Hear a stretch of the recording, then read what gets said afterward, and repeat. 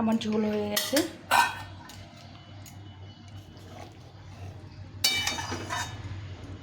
এখন নামিয়ে দেবো।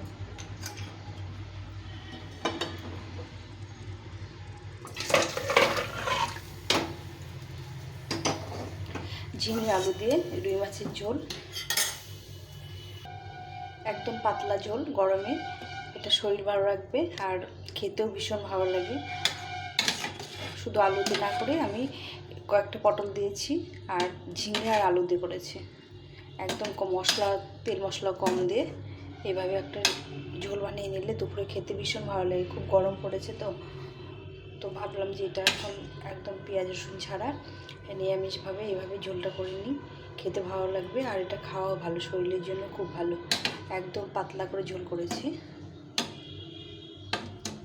মাছের সব অংশটা দিয়ে দিয়েছি, মুড়ো লেজা যেটা আছে সবটা দিয়ে আমি ঝোলটা করেছি। মাছটা খুব একটা বড় না, যার জন্য সবটা দিয়ে আমি মাছের ঝোলটা করে নিলাম। তো চলো রেসিপিটা তোমাদের সাথে শেয়ার করি। তো বন্ধুরা, কেমন আছো সবাই? আজকে আমি এই চারাপোনা মাছ রান্না করব। হাত দিয়ে আমি লবণ নুন হলুদটা দিয়ে নিলাম, দিয়ে মেখে নেব। এখানে কেটে নিয়েছি ঝিঙে, নিয়েছি আলু আর কয়েকটা দুটো পটল নিয়েছি। ঝিঙে দিয়ে আর আলু দিয়ে এখন পাতলা ঝোল খেতে ভীষণ ভালো লাগে। তো আজকে ভাবছি ঝিঙে আলু দিয়েই ঝোল করবো, তার মধ্যে দুটো পটল দিয়েছি। তো এই মাছগুলোকে ভালো করে মেখে নিতে হবে, একটু নুন হলুদ দিয়ে অনেক সুন্দর করে মেখে নিতে হবে।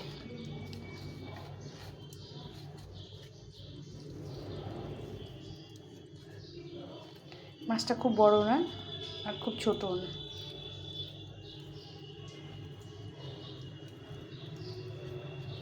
ভালো করে মেখে নিলে খেতে ভালো লাগবে ঝোলে।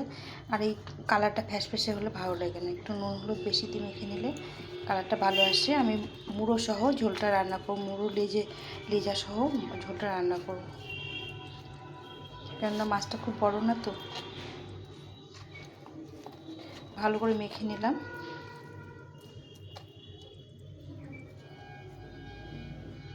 এর মধ্যে কড়াটা গরম হয়ে গেছে, কড়াটা বসিয়ে দিয়েছিলাম আগে। পরিমাণ মতো তেল দিয়ে মাছটা ভেজে নেব, ভালো করে একটু লাল লাল করে ভেজে নেব।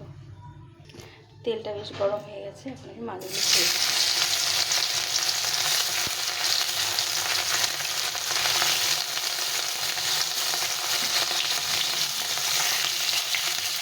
সবগুলো মাছের দিয়ে দিলাম, একটু ভেজে নিয়ে তারপর মোড়োটা লেগেটা ভেজে নেব। মাছগুলো ভাজা হয়ে গেছে, এখন লাল লাল করে ভেজে নিয়েছি। এখন মাছগুলো উঠে নেব। খুব বেশি কড়া করলে ভালো লাগবে না।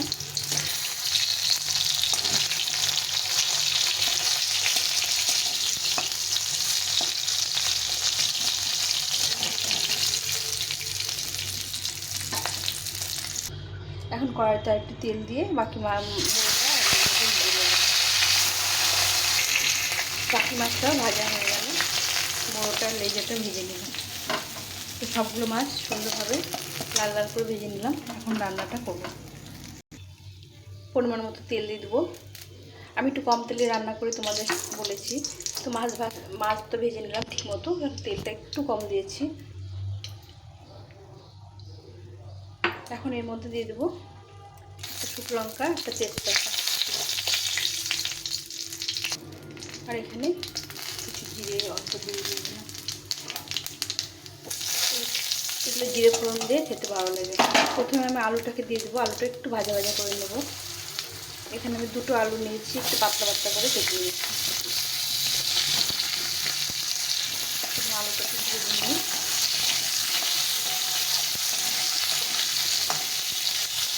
আলুটা একটু ভাজা হয়ে গেছে, এখন আমি পটলটা দিয়ে দেবো। পটল আর ঝিঙেটা দিয়ে ভালো করে একটু ভেজে নেব। ঝিঙে আর আলুটা একটু ভাজা ভাজা হয়ে গেছে, এখন আমি এখানে একটু লবণ দিয়ে দিলাম। পরিমাণ মতো লবণ আর হলুদ গুঁড়ো দিয়ে এটাকে আর একটু ভালো করে ভেজে নিতে হবে।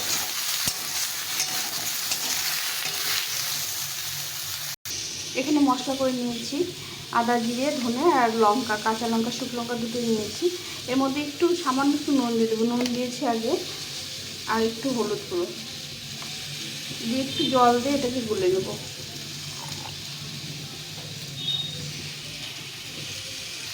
এখানে দেখো সবজিটা সুন্দরভাবে ভাজা হয়ে গেছে। এখন আমি এই মশলাটা দিয়ে দেবো, দিয়ে ভালো করে ভেজে নিতে হবে, একটু কষিয়ে নিতে হবে ভালো করে।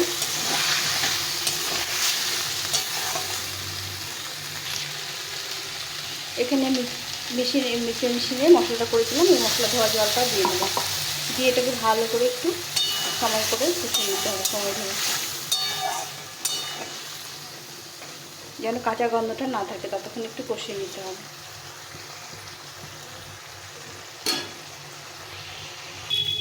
সবজিটা কষানো হয়ে গেছে সুন্দরভাবে। এখন আমি জল ফুটিয়ে রেখেছিলাম, জলটা দিয়ে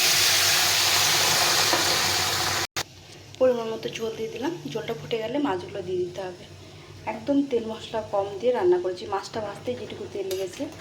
এভাবে গরমের দিন পাতলা ঝোল করলে খেতেও ভালো লাগে, শরীরের জন্য ভালো, আর আমার তো ভীষণই ভালো লাগে এরকম পাতলা ঝোল।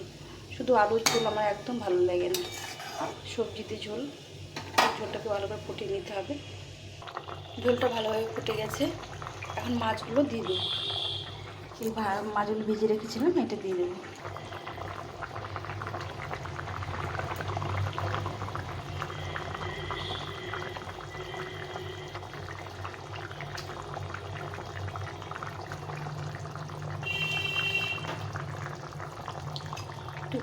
ফুটিয়ে নিতে হবে ভালো করে, নিয়ে নামিয়ে দিতে হবে। এর মধ্যে কোনো রকম গরম মশলা গুঁড়ো টুড়ো করবে না। কালারটা কত সুন্দর এসছে। কোনো লাল লঙ্কা মানে শুকনো লঙ্কা 2-3টে দিয়েছি, কিন্তু কোনো লাল লঙ্কার গুঁড়ো টুড়ো কিছু দিইনি, তবুও সুন্দর একটা কালার এসছে। একদম আমি ঘরোয়াভাবে রান্নাগুলো করি। তোমাদের কেমন লাগে জানি না, তোমাদের যদি ভালো লেগে থাকে তাহলে একটা লাইক দিয়ে বন্ধুদের সঙ্গে শেয়ার করে দিও, আর সাবস্ক্রাইব করে একটু বেল বাটনটা অন করে দিয়ে পাশে থেকো, তাহলে যে রেসিপিগুলো করবো তোমাদের সঙ্গে সবার আগে পৌঁছে যাবে। তা আমি এইভাবে রান্না করি, তোমরা কেমন করে রান্না করো সেটা জানিও, আর কেমন হয়েছে সেটাও জানিও। আমার হয়ে গেছে ঝিঙে আলু দিয়ে রুই মাছের ঝোল। এখন এটাকে নামিয়ে দিতে হবে। তো বন্ধুরা এখন রাখছি, সবাই ভালো থেকো, আবার দেখা হবে পরের ভিডিওতে। পাশে থাকার জন্য অনেক ধন্যবাদ সবাইকে। এভাবে পাশে থেকো, আর তোমরা যে রেসিপিগুলো করবে সেগুলো শেয়ার করো। আমার এই রেসিপিটা দেখার অনুরোধ রইল, ভালো করে তোমরা সম্পূর্ণ রেসিপিটা দেখার অনুরোধ রইল, দেখো একটু। তো এখন এখানে রাখছি।